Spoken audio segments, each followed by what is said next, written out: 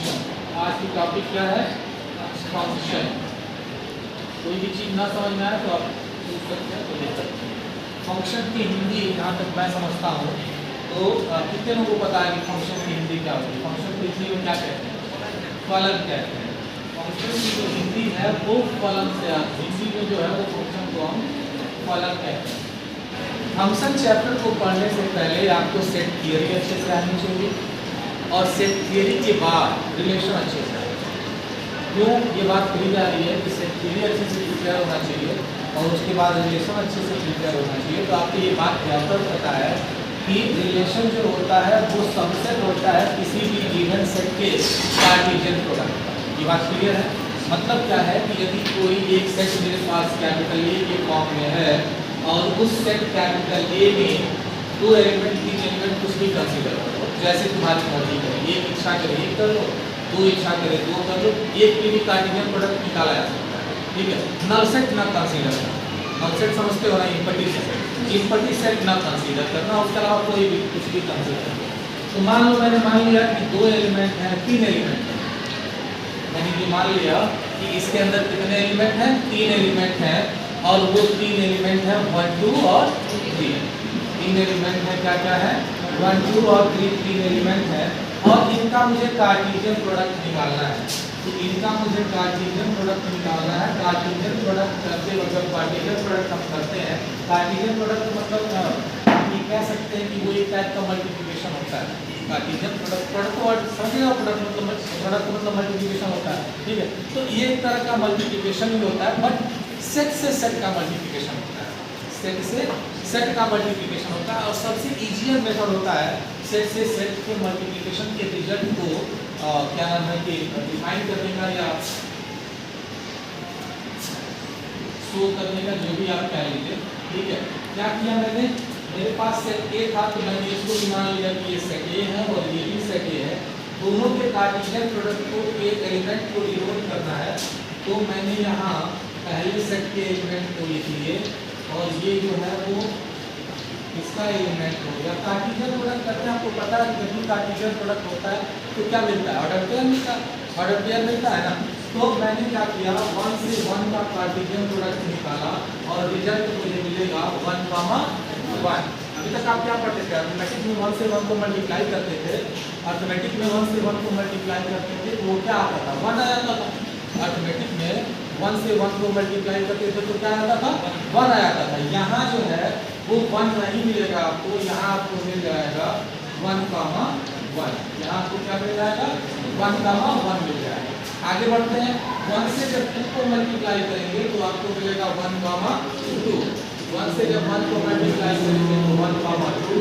1 से जब 3 का मल्टीप्लिकेशन होगा, 1 से जब 3 का मल्टीप्लिकेशन होगा तो वो आपको मिल जाएगा 1, 3। आगे बढ़ते हैं। इसके बाद 1 से सारे एलिमेंट, पहले एलिमेंट से सारे एलिमेंट की मल्टीप्लिकेशन हो गई।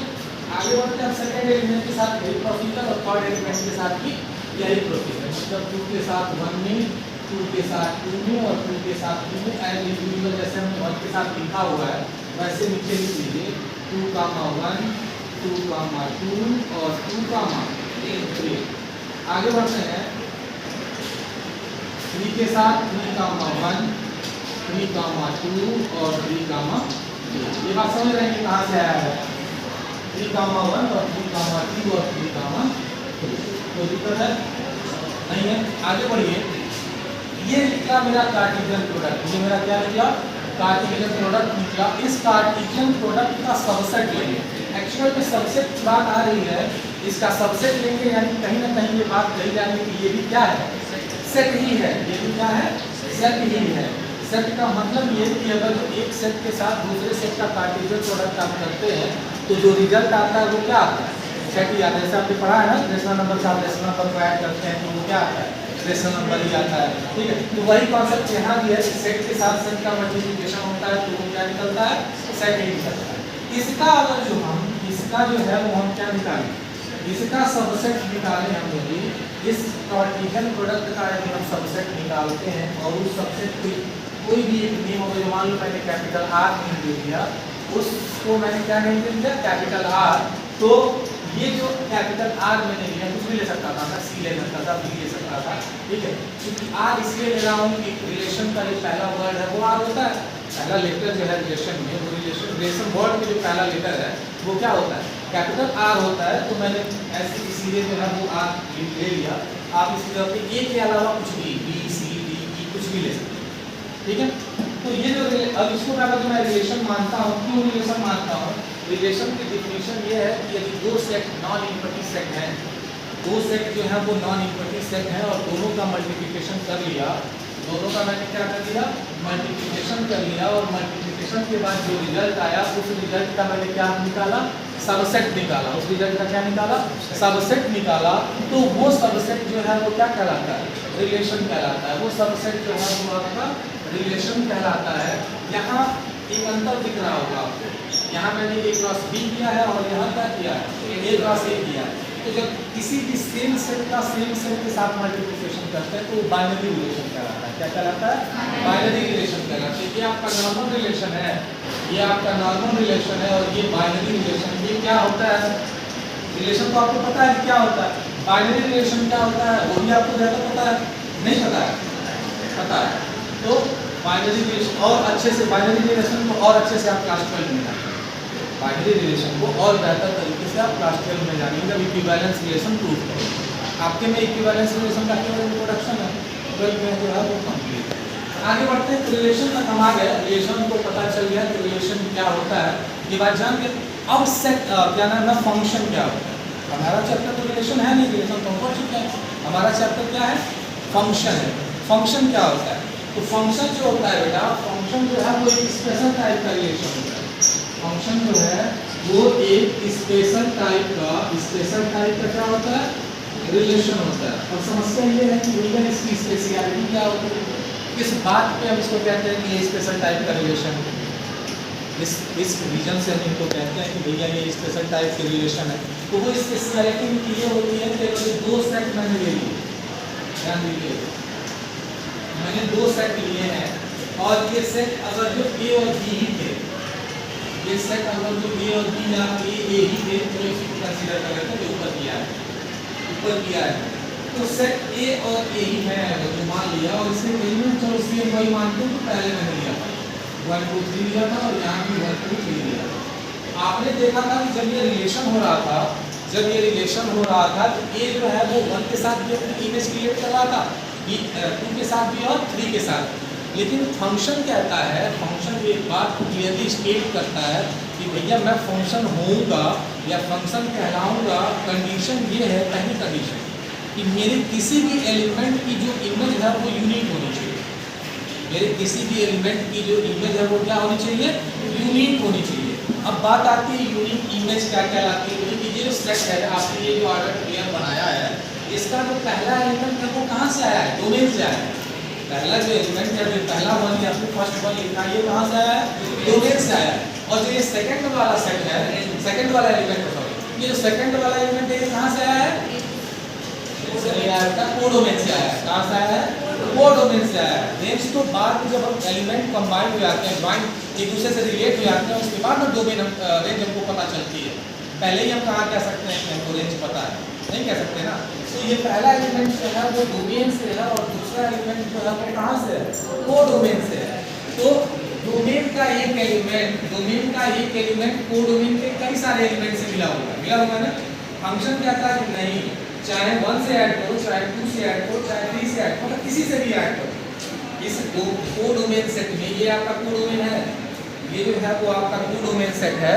तो कोडोमेन सेट के चाहे जिस एलिमेंट से आप रिलेट करना चाहते हैं, कोडोमेन के आप चाहे जिस एलिमेंट से रिलेट करना चाहते हैं उससे रिलेट कर लो।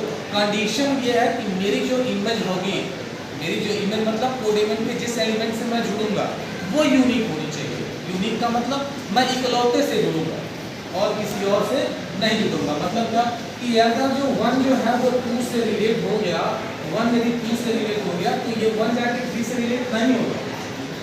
ये क्यों नहीं होगा? अगर मैं आपसे पूछूं कि 1 की इमेज क्या है तो आप कहेंगे 2 है और 3 है। यूनिक रहा क्या? ये नहीं रहा। अगर ये 2 से ही केवल ऐड होता या केवल 3 से ऐड होता तो ये यूनिक इमेज रहती। तो इनकी पहली कंडीशन होती है फंक्शन होने की किसी भी रिलेशन के फंक्शन होने की पहली कंडीशन यही होती है कि मेरी जो इमेज होगी वो इमेज क्या होगी, यूनिक होगी। मेरी इमेज क्या होगी, यूनिक होगी। और दूसरी कंडीशन क्या होती है, दूसरी कंडीशन इनकी होती है कि मेरे डोमेन में, इसमें मेरे डोमेन में, डोमेन मतलब पहले सेट में, कार्टेशियन प्रोडक्ट के पहले सेट में, यानी मेरे डोमेन में एक भी एलिमेंट ऐसा नहीं होगा, एक भी एलिमेंट ऐसा नहीं होगा जिसकी इमेज जो है वो दूसरे सेट यानी कोडोमेन सेट में प्रेजेंट ना हो। मतलब ये कि बेटा इसका कोई भी एक एलिमेंट ऐसा नहीं होगा। मान लो मैंने 2 को ऐड कर दिया, 1 ऐड हो गया 2 से, 2 ऐड हो गया 3 से, और मैंने 3 को ऐड नहीं किया किसी भी एलिमेंट, मैंने 2 को किसी और एलिमेंट से ऐड नहीं किया, तो और मैं आपसे पूछूं कि क्या ये फंक्शन है, नहीं।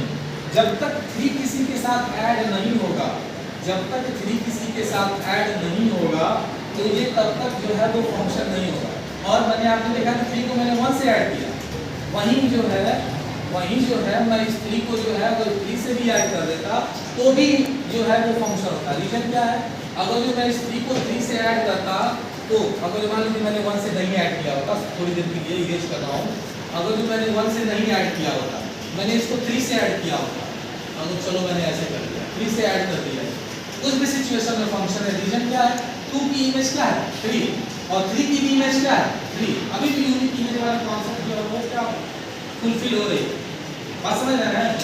2 का इमेज जो है वो क्या हो गया 3 हो गया, और 3 की इमेज क्या हो गई 3 हो गई। कब ये फुलफिल नहीं होती, इस 2 को मैंने 2 से ऐड, 2 को जो है वो 3 से ऐड किया है, और इसी 2 को लेकर मैं 1 से ऐड कर दूंगा, तो 2 की इमेज कितनी होती है, एक इमेज 3 और एक इमेज 1, तो ये यूनिक इमेज नहीं रह जाती। ये रहा आपका पूरा